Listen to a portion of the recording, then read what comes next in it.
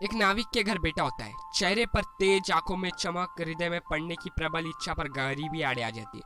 वो फिर भी नहीं रुकता, अखबार बांटने जाता है, पढ़ता है, पढ़ाई में सामान्य होता है फिर भी पढ़ता है और आगे जाकर डीआरडीओ फिर इसरो का चेयरमैन बन जाता है और फिर देश का राष्ट्रपति बनता है। हाँ, मैं बात करूँ people's president, youth icon, Bharat Ratna Shri APJ Abdul Kalam sir की।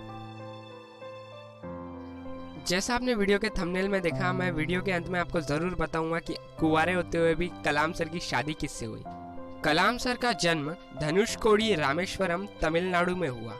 अब्दुल कलाम का पूरा नाम अबुल पाकिर जैनुद्दीन अब्दुल कलाम था। उनके पिता जैनुद्दीन मस्जिद के इमाम थे और एक कश्ती के मालिक थे। कलाम की माँ का नाम आशी अम्मा था और वो एक हाउसवाइफ थी। उनके पिता के पास एक नौका थी, उससे वह लोगों को रामेश्वरम से धनुषकोडी और धनुषकोडी से वापस रामेश्वरम ले जाते थे। कलाम के 3 बड़े भाई थे और एक बहन थी। वो अपने बड़े भाइयों से बहुत जुड़े हुए थे। वो अपनी पूरी जिंदगी उन्हें थोड़ा थोड़ा पैसा भेजते रहते थे। कलाम अपने सरल जीवन के लिए जाने जाते थे। उन्होंने अपनी जिंदगी में कभी टीवी नहीं खरीदा। धर्म और अध्यात्म उनके लिए बहुत मायने रखते थे। उन्होंने एक किताब भी लिखी, उसका नाम था ट्रांसेंडेंस, शिक्षा। कलाम के जन्म होने तक उनका परिवार पूरा गरीब हो चुका था। कलाम को छोटी उम्र से अखबार बांटने जाना पड़ा।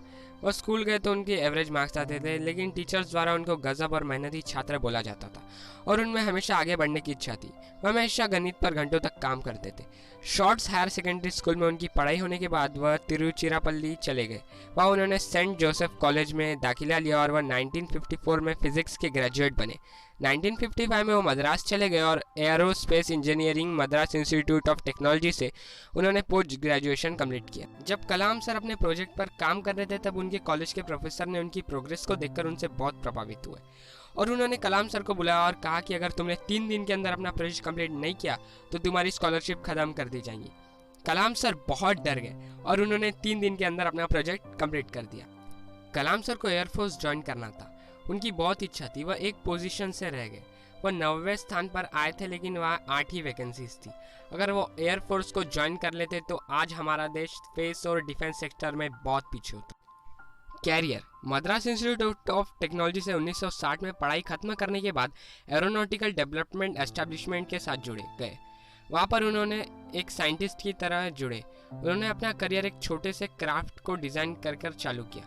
कलाम इन स्कॉर्प कमेटी में भी शामिल हुए, जहाँ उन्होंने विक्रम साराभाई के साथ काम करने का मौका मिला। विक्रम साराभाई एक बहुत जाने माने स्पेस साइंटिस्ट थे। फिर 1969 में कलाम का इसरो यानी इंडियन स्पेस रिसर्च ऑर्गेनाइजेशन में ट्रांसफर हो गया। वह इंडिया के पहले satellite launch vehicle SLV-3 project के डायरेक्टर थे। इस व्हीकल से रोहिणी सैटेलाइट को धरती के ऑर्बिट में रखा गया। कलाम ने इस एक्सपेंडेबल प्रोजेक्ट पर पहले अकेले ही काम करना शुरू किया था, लेकिन 1969 में भारत सरकार ने उनके प्रोजेक्ट को इजाज़त दे दी और कहा कि प्रोजेक्ट पर एक टीम बनाई जाए और 1963 में वह नासा में भी गए। राजा रमन्ना ने कलाम सर को बुलाया और भारत का पहला परमाणु परीक्षण स्माइलिंग बुद्धा को देखने के लिए कहा। कलाम सर ने इस प्रोजेक्ट और प्रोजेक्ट वेलिएंट पर भी काम किया।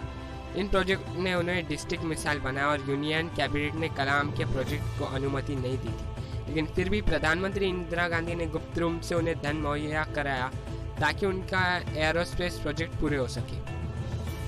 कलाम ने यूनियन कैबिनेट को भी गुप्त प्रोजेक्ट के बारे में बताया और इनकी आवश्यकताएं समझाई। इन सब चीज़ों ने कलाम सर का नाम बहुत ऊंचा कर दिया, इसलिए भारत सरकार ने उनको उच्च मिसाइल प्रोग्राम में भागीदार रहने की वजह से उनको the missile man of India कहा जाता है। अग्नि मिसाइल, पृथ्वी मिसाइल को बनाने में कलाम का बहुत बड़ा योगदान था। पुरस्कार और सम्मान: देश और समाज के लिए किए गए उनके कार्यों के लिए डॉक्टर कलाम को अनेक पुरस्कार से सम्मानित किया गया। लगभग 40 विश्वविद्यालयों ने उन्हें मानद डॉक्टरेट की उपाधि दी। भारत सरकार ने उन्हें पद्म भूषण, पद्म विभूषण और भारत के सबसे बड़े नागरिक सम्मान भारत रत्न से सम्मानित किया। कुंवारे होते हुए भी अब्दुल कलाम सर की शादी कैसे हुई? कलाम के बाल काटने वाले हबीब अहमद बताते हैं कि उन्होंने एक बार कलाम सर से पूछ लिया था कि सर आपने शादी क्यों नहीं की, तो उन्होंने बड़ी सरलता से जवाब दिया कि मिसाइल से शादी हो गई है। फिर हबीब ने कलाम सर से पूछ लिया कि शाम के वक्त अकेले में क्या करते, तब कलाम सर ने जवाब दिया कि नमाज के बाद शास्त्रीय संगीत में डूब जाते। अब आपको पता चला कि कलाम सर की शादी किससे हुई। भाई लोग, कलाम सर एक महान वैज्ञानिक, सरल राजनेता और बहुत ही दयालु हृदय के व्यक्ति थे। उनसे इस पूरी दुनिया में कोई नफरत नहीं कर सकता।